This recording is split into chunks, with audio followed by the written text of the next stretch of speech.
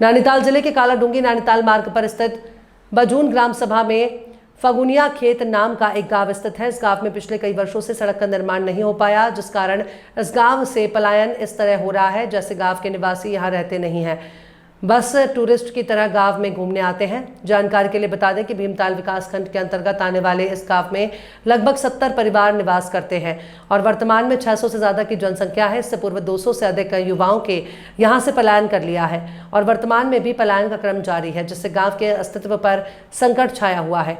कुछ ग्रामवासियों ने पलायन रोकने के उद्देश्य से गाँव में होम स्टे का निर्माण किया, लेकिन सड़क न होने से यहाँ पर कोई भी पर्यटक नहीं आ पाते, जिससे ग्रामीणों में अत्यधिक निराशा है। सामाजिक कार्यकर्ता नंदन सिंह कोटलिया ने बताया कि इस गांव की सड़क के निर्माण के लिए वो और उनके साथ सभी ग्रामवासी अनेकों बार जिला स्तर से लेकर प्रदर्शन स्तर तक सभी अधिकारियों को अपनी व्यथा सुना चुके हैं और लिखित में भी दे चुके हैं, लेकिन किसी भी अधिकारी ने यहां आकर वर्तमान स्थिति देखने की कोशिश तक नहीं करी है।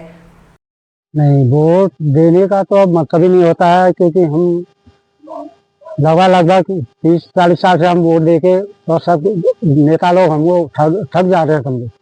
क्योंकि हमें हर विधायक, हर सांसद, हर जगह जाके हर अधिकारी से मिलके ये हमारे पीछे के पीढ़ी के लोग जो हैं, हमारे यहाँ लोग रोजगार करते भी रहते। ये हमारे रोड की स्थिति ऐसी है, हमारे यहाँ रोजगार और रोजगार को नीचे, हमें रोड मिल जाए, हमारे बच्चे स्वरोजगार खुद ही ढूंढ लेंगे, लेकिन हमारे पास एक रास्ता नहीं है, तो इसमें हमारे लिए तो बड़ा कठिन हो गया।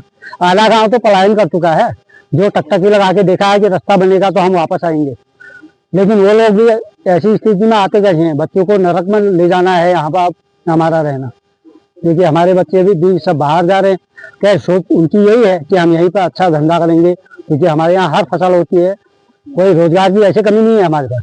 हमने आज तक सारे बच्चे पढ़ाए, वो किया, हमने अपनी जिंदगी खुशी खुशहाल हमने वो की, लेकिन हम आज तक तो हमने जितने भी थे समझो, बस यहाँ से पहले तो हम नैनीताल तक ही बोझ ढोया, उसके बाद ये हमारे पास तो कोई यहाँ लेबर नहीं, कुछ नहीं, बड़ी समस्या है हमारे लिए।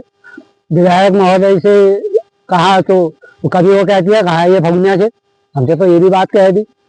तो विधायक जी से हमने कहा कि कभी दर्जी दे दीजिए, जनता वो पता नहीं क्यों रूठ रही है।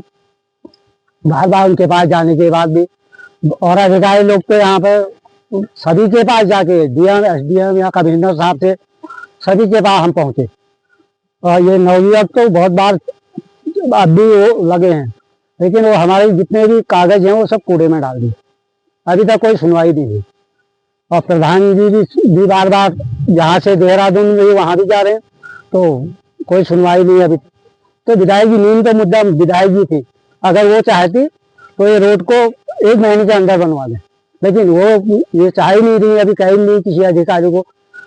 तो इसलिए हम चाहते हैं कि आपके माध्यम से ये बात अगर पहुंच जाए तो हमारे गांव का हो सकता है भविष्य बच जाए।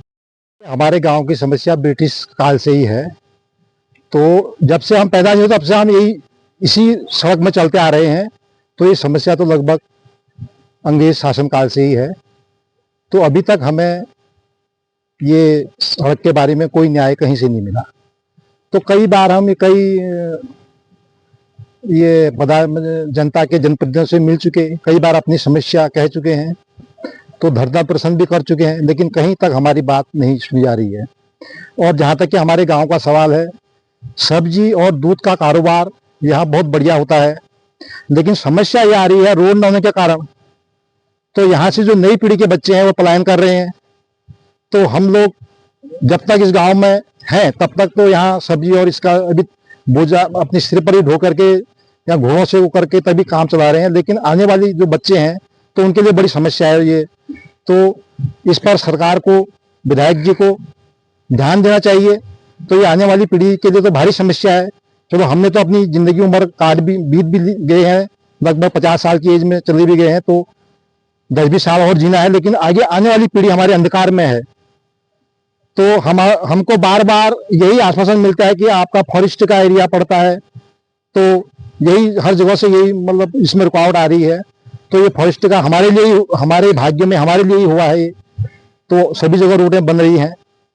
तो इस सरकार में तो हमें उम्मीद है कि रोड बने, तो हम विधायक जी से भी मिलकर शासन प्रशासन से तो हम इस सड़क के बारे में लगभग 15-20 साल से हम भी जब से बालिग हुए हैं तो हम बार बार जा रहे हैं सड़क के लिए। जितनी बार गए आश्वासन दिया, विधायक चेंज हुए, मुख्यमंत्री चेंज हुए, ये अधिकारी चेंज हुए, लेकिन हर आदमी का वही कहना है कि आपके यहाँ फॉरेस्ट की रोड है, ये हम बनाएंगे इसको। कभी कहते हैं इसमें फॉरेस्ट का अड़ंगा लग गया, ये हो गया। हमारी पूरी जिंदगी आप काटने को तैयार है, लेकिन अभी तक कुछ नहीं हो पा रहा है। ये रोड जो बनी हुई है इसको हम मिट्टी डालते हैं अपने हाथों से, सारे गांव वाले आते हैं, श्रमदान करते हैं, उसके बाद इसमें थोड़ा बहुत गाड़ी चलती है, इमरजेंसी चीजें इससे जाती हैं, और बाकी बरसात फिर वैसी हो जाती है रोडें।